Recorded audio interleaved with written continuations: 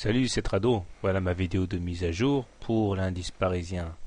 Séance de rebond technique aujourd'hui et tout se fait dans la douceur. Alors apparemment, effectivement, les plus optimistes diront que la baisse est terminée, etc., etc.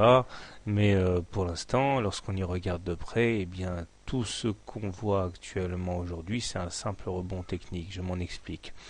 Malgré les 2,4% de hausse, on est venu mourir au contact de la médiane de la fourchette d'Andros bleu ici. Or, un passage en force au-dessus de cette médiane et une clôture au-dessus seraient les préalables à des rotations dans la partie supérieure. Or là, c'est l'inverse. Tant qu'on clôture en dessous de la médiane, au contact de cette médiane, c'est des rotations dans la partie basse de la fourchette d'Andros bleu qui doivent être privilégiées. Pullback aussi au contact du bas du canal ocre qui a été cassé. Or, tant que celui-ci n'a pas été cassé de manière significative, c'est donc l'objectif baissier, ici l'oblique basse, qui doit être visé, à savoir des rotations à l'intérieur de cette partie-là. Pardon. Les indicateurs techniques sont toujours très mal orientés. Un MACD sous son signal est négatif, un stochastique qui est sous son signal en zone de survente, un momentum qui est sous la ligne des zéros en territoire négatif aussi, donc il n'y a pas franchement de quoi pavoiser, d'autant que la M20 est décroissante et que la M7 aussi, ce qui signifie qu'elle joue comme des supports, comme des résistances solides à la hausse. Nous avons également notre gap ici entre le plus bas du 14 mars et le plus haut du 15 mars qui reste toujours valable. Rentrer dans ce gap serait relativement facile. Ce qui sera difficile, c'est d'aller casser justement la résistance haussière qui ferme le gap, parce que ça c'est l'objectif des traders, les fermetures de gap. Donc voilà, j'ai envie de dire que pas grand chose pour l'instant.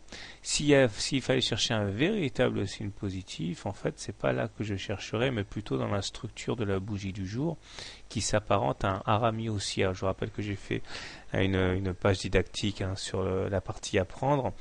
Donc là, on a une bougie aujourd'hui verte incluse dans la bougie d'hier.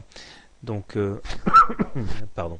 Ça, c'est un signal qui est haussier et qui ouvre à la voie un retour sur la M7. Alors, ça serait pas mal pour les haussiers, puisque si on allait chercher la M7, ça veut dire plus ou moins aller chercher les 3867 du gap. Donc, je pense que c'est la M7 qui sera le véritable test. Donc, ça, ce sont les éléments positifs, la structure en harami haussier du jour. Voilà.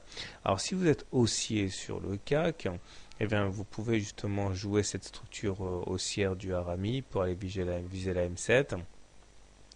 Si vous êtes baissier, eh bien, soit vous pensez qu'on passera pas la ligne du canal ocre et de la médiane bleue et vous shortez, soit vous attendez éventuellement prudemment qu'on aille voir ce qui se passe au contact de la M7 pour shorter.